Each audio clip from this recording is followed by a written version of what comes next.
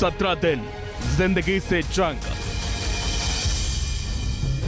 41 मजदूर हॉस्टलों से आबाद।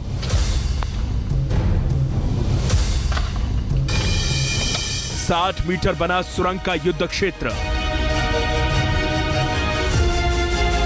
दिवाली की सुबह सिलक्यारा सुरंग में काम कर रहे 41 मजदूरों के लिए आफत लेकर आई। सुरंग का एक हिस्सा ढह गया। सुरंग में 30 मीटर के हिस्से में मलबा भर गया और 41 मजदूर अंदर ही फंस गए। फंसे हुए मजदूरों को निकालने के लिए प्रशासन एक्शन में आया। सरकार की कई एजेंसियां एक्टिव हो गईं और मौके पर पहुंचकर बचाव कार्य शुरू किया।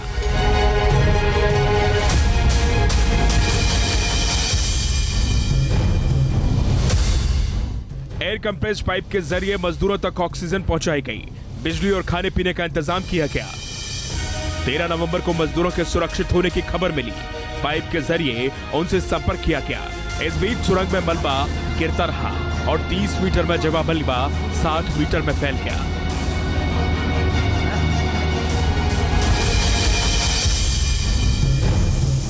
चौदह नवंबर को 800 और 900 mm के स्टील पाइपों को लाया गया।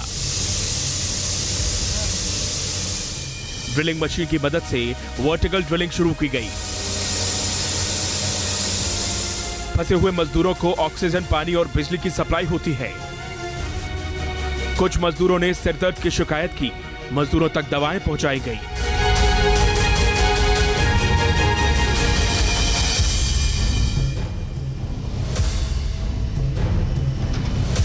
पंद्रह नवंबर को पहली ड्रिलिंग मशीन से कामयाबी नहीं मिली। NHIDSL ने फिर अमेरिकी ऑगर मशीनों की मांग की। इसे दिल्ली से एयरलिफ्ट कर सुरंग तक ले जाया गया।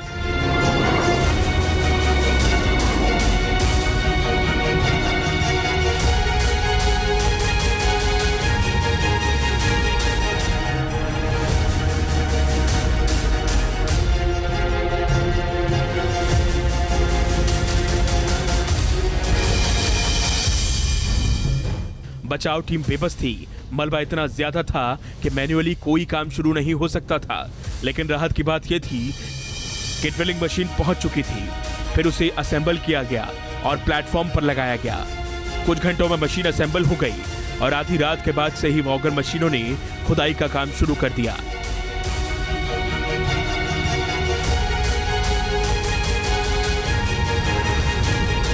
अमेरिकी ऑगर मशीन लगातार काम करती रही। अगली सुबह तक मशीनों ने 60 मीटर मलबे की खुदाई कर 24 मीटर तक पहुंच गई। फिर 4 mm के पाइप डाले गए। इस बीच इंदौर से एक और ऑगर मशीन को एयरलिफ्ट कर सिलक्यारा लाया गया। हालांकि सुरंग में दरार होने की वजह से पहली मशीन ने काम रोक दिया था। 18 नवंबर को ड्रिलिंग का काम रुका रहा। इसी बीच केंद्रीय टीम और विशेषज्ञों ने मिलकर 6 प्लान तैयार किए। इसी प्लान के तहत आगे का काम होना था, जिससे मजदूरों की जिंदगी बच सकती थी। 19 नवंबर को भी ड्रिलिंग नहीं हो पाई। केंद्रीय मंत्री नितिन गडकरी भी बचाव अभियान की समीक्षा के लिए पहुंचे। इसके बाद हॉरिजॉन्टल ड्रिलिंग के लिए तैयारी की गई। मलबे के बीच 6 इंच की चौड़ी पाइपलाइन डाली गई, जिसकी वजह से मजदूरों को पहली बार दाल चावल जैसे भोजन पहुंचाए गए। इस बीच ऑगर मशीन का एक चट्टान से सामना हुआ, जिसके बाद काम रोक दिया गया।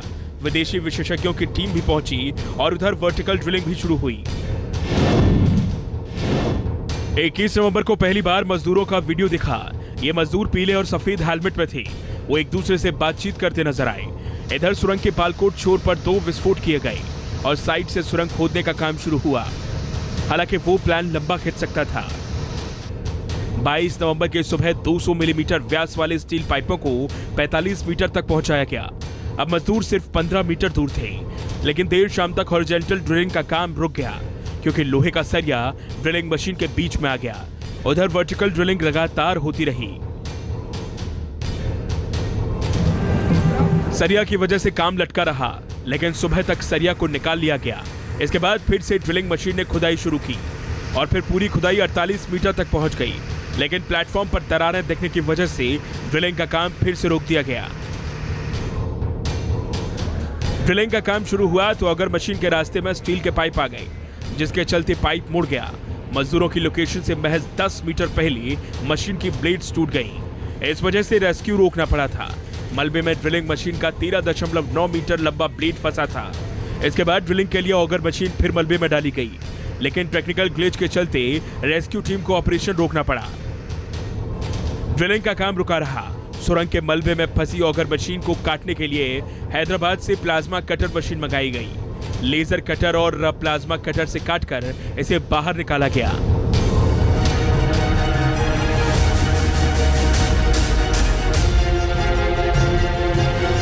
वर्टिकल और हॉरिजॉन्टल खुदाई का काम जारी रहा। सिर्फ 14 मीटर की दूरी बाकी रह गई थी। मशीन ने कटाई शुरू की और कुछ ही घंटों में से पूरा कर लिया। मजदूरों तक मोबाइल फोन भी पहुंचाए गए ताकि वो गेम खेल सकें और तनाव से बचे रहें।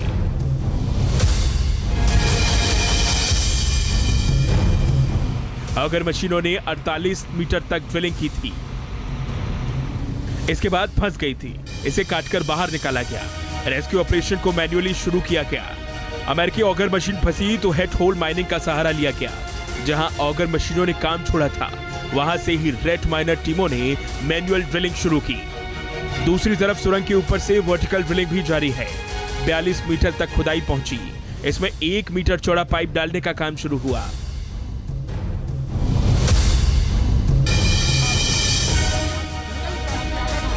सुबह तक मजदूरों के जल्द बाहर आने की उम्मीद जागने लगी। हॉरिजॉन्टल ड्रिलिंग के लिए 2 प्राइवेट कंपनियों की 2 टीमें लगी। सुरंग स्थल पर गतिविधियां भी तेज हो गई। केंद्रीय मंत्री वीके सिंह और उत्तराखंड के सीएम पुष्कर सिंह धामी भी मौके पर पहुंच गए, इस उम्मीद के साथ कि सुरंगों में जल्द सवेरा होगा और 41 जिंदगियां फिर से रोशन होगी।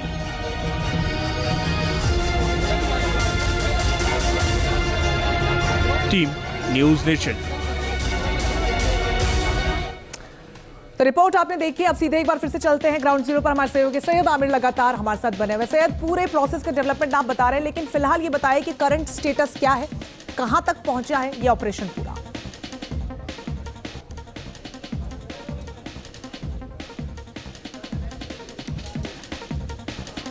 सैयद, आवाज मिल रही है आपको?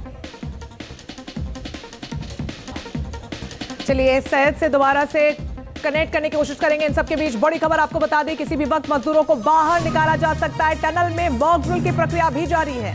मॉक ड्रिल के बाद मजदूरों को निकाला जाएगा और पिछले कुछ घंटों से लगातार मॉक ड्रिल चल रही है, चाहे वो मजदूरों को निकालने की मॉक ड्रिल हो या फिर एम्बुलेंस से मजदूरों को अस्पताल तक ले जाने की मॉक ड्रिल हो। ये पूरी तरह से मॉक ड्रिल हो रही है और किसी भी वक्त जो अहम खबर है वो यही है कि किसी भी वक्त मजदूरों को बाहर निकाला जा सकता है, क्योंकि टनल में डॉक्टर और विशेषज्ञों की टीम बड़े पैमाने पर मौजूद है, बड़ी संख्या में मौजूद है। इंतजार है बस उन मजदूरों के बाहर निकलने का। देखिए, मॉक ड्रिल जो है वो बहुत ज्यादा जरूरी है ताकि लास्ट स्टेज पर, अंतिम छोर पर किसी भी तरीके की लापरवाही ना हो। इसलिए पूरा प्रोसेस खत्म होगा, मजदूर बाहर निकले उससे पहले ये मॉक ड्रिल अनिवार्य है। इसीलिए इस मॉक ड्रिल को किया जा रहा है। इन 2 तस्वीरों को देखिए। पहली तस्वीर तो प्रक्रिया जारी, उसकी हम आपको दिखा रहे हैं। दूसरी तस्वीर टनल के अंदर एक टेम्परेरी बेसिस पर, अस्थायी तौर पर हॉस्पिटल बनाया गया है, बेड्स लगाए गए हैं, डॉक्टर्स वहां पर मौजूद है, क्योंकि प्रक्रिया यही होती है कि सबसे पहले प्राथमिक उपचार वहां पर दिया जाता है।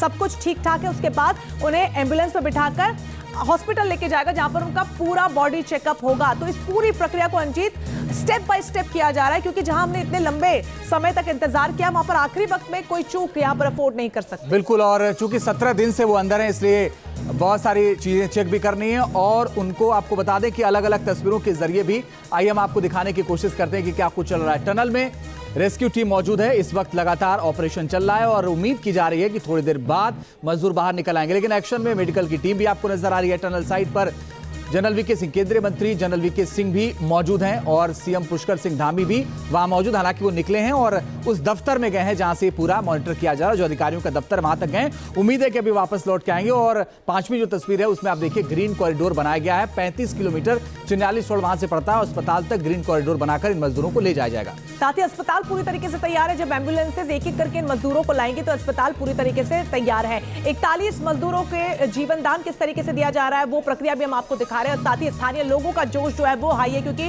वो वहां